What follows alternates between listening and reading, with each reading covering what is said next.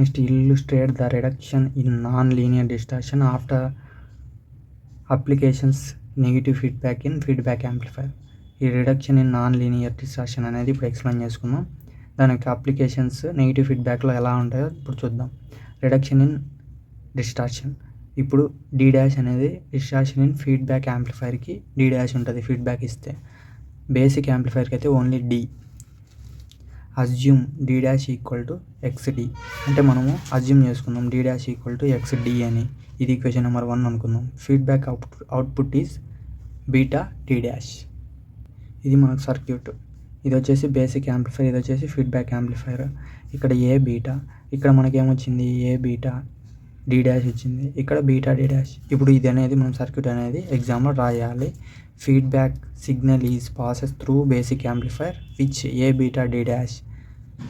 Therefore A beta D dash is phase opposition with D. ఇది వచ్చేసి 2 opposition కాబట్టి ఇప్పుడు నాకేంది ఇది వదిలిపెట్టండి. ఇక్కడ ఇది ఏం రాయకోకుండా ఇప్పుడు ఈ D dash plus A beta D dash equal to D. ఈ 2 దాంట్లో సమ్ వచ్చేసి డీకి ఈక్వల్ అవుతుంది. డి అంటే చెప్పినా కదా ఇందాక ఫీడ్బ్యాక్ అనేది ఉండదు. నెక్స్ట్ ఈ 2 దాంట్లో మనకి ఏంది డి డాష్ అనేది కామన్ ఉంది. డి డాష్ అనేది తీసేసిన, కామన్ తీస్తే అప్పుడు 1 ప్లస్ ఏ బీటా అనేది ఉంటుంది ఈక్వల్ టు డి. ఇప్పుడు నాకేం కావాలి, ఓన్లీ డి డాష్ కావాలి. ఇదంతా మనకు మల్టిప్లికేషన్లో ఉంది, ఇటు సైడ్కి వస్తే డివైడ్ బై లేక వస్తుంది, లేదంటే ఇదంతా పైన ఉంది ఇటు సైడ్కి వస్తే కిందికి వస్తుంది. అప్పుడు D dash equal to D by 1 plus A beta.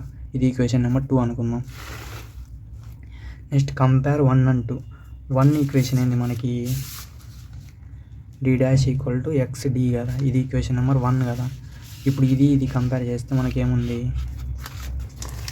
ఇది కంపేర్ చేయండి. చూడండి ఇక్కడ డి డాష్ సరిపోయింది, డి సరిపోయింది. ఇక్కడ ఏముంది అంటే X equal to 1/1 plus A beta into D కదా, డీకి డి సరిపోయింది. ఇంకా ఎక్స్ ఈక్వల్ టు ఇదనమాట, X equal to 1/1 plus A beta. The distortion is decreases by the factor of 1 plus A beta. ఇది డిక్రీజ్ ఎందుకు అయిందంటే డిస్టార్షన్. ఇప్పుడు for example 1 తీసుకుందాం, ఈ 1కు 2 తీసుకుందాం. 2 తీసుకుంటే 1/2 తీసుకుందాం, అంటే 2ని ఇలా తీసుకుందాం, ఓన్లీ 2 తీసుకుందాం. 1/2 చేస్తే దీని వాల్యూ అనేది తగ్గిపోద్ది కదా, అంటే 0.5 కదా దీని వాల్యూ. అంటే ఇప్పుడు నాకేముంది 1/1 ప్లస్ ఏ బీటా అని ఉంది కదా, అంటే ఇది డివైడ్ బైలో ఉంది కాబట్టి ఫ్యాక్టర్ అనేది నా వాల్యూ అనేది డిక్రీజ్ అవుతుంది. ఓన్లీ ఇలా ఉంటే 1 ప్లస్ ఏ బీటా అంటే ఇంక్రీజ్ అవుతుంది. డినామినేటర్లోకి వచ్చింది కాబట్టి వాల్యూ అనేది డిక్రీజ్ అవుతుంది. 1/1 ప్లస్ ఏ బీటా కాబట్టి distortion is decreases by the factor of 1 plus A beta. ఇది మనకు ఫీడ్బ్యాక్ ఫ్యాక్టర్ అంటాం. దీంతో ఏ వచ్చేసి gain of the basic amplifier, అదే బీటా వచ్చేసి gain of the feedback amplifier. A plus beta అని మనం ఏమనొచ్చు, ఫీడ్బ్యాక్ ఫ్యాక్టర్ అని అంటాం, ఆర్ డీ సెన్సిటివిటీ ఫ్యాక్టర్ అంటాం. ఫీడ్బ్యాక్ ఫ్యాక్టర్ అనేది గుర్తుపెట్టుకోండి. This is about this video. Thank you. Please like and subscribe my channel. Thank you.